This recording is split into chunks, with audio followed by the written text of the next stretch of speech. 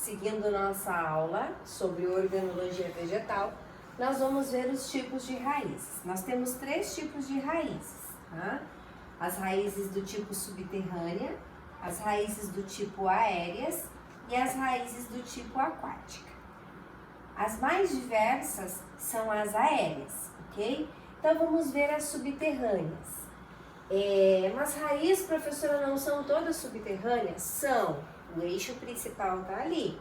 Só que as aéreas, elas se diferem por quê? Porque elas precisam, tá, de outras auxiliadoras que vai ficar acima da planta para auxiliar ela, certo? Essa é a diferença da subterrânea e da aérea. A aérea tem a raiz embaixo da terra, mas ela tem outras que ficam na parte de cima para auxiliar. Então, a subterrânea, ela se divide em axial ou pivotante, fasciculada ou encabeleira e as tuberosas. Qual é a diferença da axial para a fasciculada? A axial, gente, é aquela raiz que tem o eixo principal bem desenvolvido, aquela plantinha que se você puxar, a raiz é toda para baixo. Então, a profeta desenhou aqui, ó, tá? Ó o eixo principal dela. Aqui é as laterais, mas esse eixo principal é bem desenvolvido. Então, eu digo que ela é axial ou pivotante, para baixo.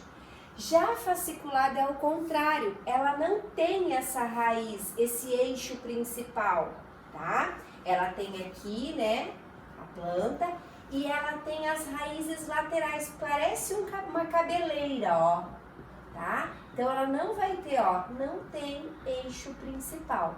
Então, é a diferença básica. Axial, eixo principal, fasciculada sem eixo principal. Mas as raízes laterais são bem desenvolvidas. E aí eu tenho também as tuberosas. As tuberosas são aquelas raízes que armazenam amido. Então, por exemplo, a cenoura, tá? A batata doce, a mandioca. Então, essa é do tipo tuberosa. Então, tem 3 tipos nas subterrâneas: axial, fasciculada e tuberosa.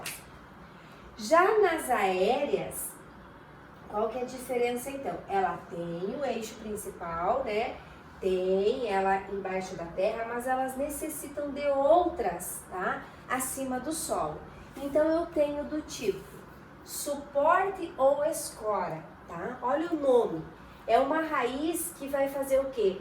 Vai escorar a planta para dar uma estabilidade maior para ela. Um exemplo clássico é a planta do milho, tá? Onde eu tenho o milho aqui, ó, e eu vejo raiz, ó, tá acima, tá? O milho vai ter a sua raiz aqui, mas acima ela vai ter essas escoras aqui, ó, tá? Para auxiliar a fixação da planta, um suporte. Essa é do tipo suporte e escora. Eu tenho também do tipo tabulares, que são aquelas árvores bem frondosas e que as raízes, as que ficam em cima da terra, parecem umas tábuas de tão grande que ela é. Vocês têm uma imagem no livro de vocês, tá? Então, são raízes achatadas, tá? Que vão sustentar troncos muito altos. Um exemplo dela é a figueira. Então, a figueira é imensa. E quando a gente olha, parece que a raiz fica toda em cima, toda curvada, em cima da superfície da terra, tá? Porque ela precisa também ajudar ela a fixação. Outro exemplo é as raízes do tipo estrangulantes. Parece que elas estão estrangulando a planta, tá? Mas só que elas não vão fazer malefício nenhum. Na verdade, elas se enrolam no tronco para dar apoio à planta. Então, um exemplo é o cipó mata-pau. Aqui tem a planta, tá? E elas vão o quê? Vão se enrolando, tá? Em todo o caule, ó. Ela é diferente dessa que fica com suporte. Ela se enrola em toda a planta porque ela vai dar um suporte, mas nesse sentido. Então, parece que ela está estrangulando a planta. Outra que é bem, que gosta de cair nas questões, gente, é as respiratórias ou pneumatóforas. Geralmente ela traz esse nome, pneumatóforos. São aquelas plantas que vivem nos mangues, porque daí é muito pobre de oxigênio o solo dos mangues. Então elas criam raízes para cima, cheio de pneumatóforos, cheio de poros para que ocorram as trocas gasosas de oxigênio com a planta, tá? Então é muito natural no mangue, você vê o mangue e cheio de estruturinhas, assim, ó, cheio de galinhos para cima, e nesses galinhos é cheio de poros. Esses poros são chamados pneumatóferos e serve para quê? Para trocar as trocas gasosas, tá? O oxigênio, porque o solo dos mangues é pobre em oxigênio.